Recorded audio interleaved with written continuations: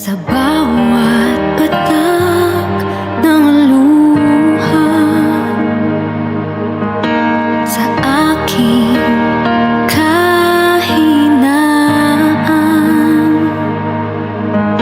sa bawat luhod at panalangin, di mo ako iniwan, Jesus.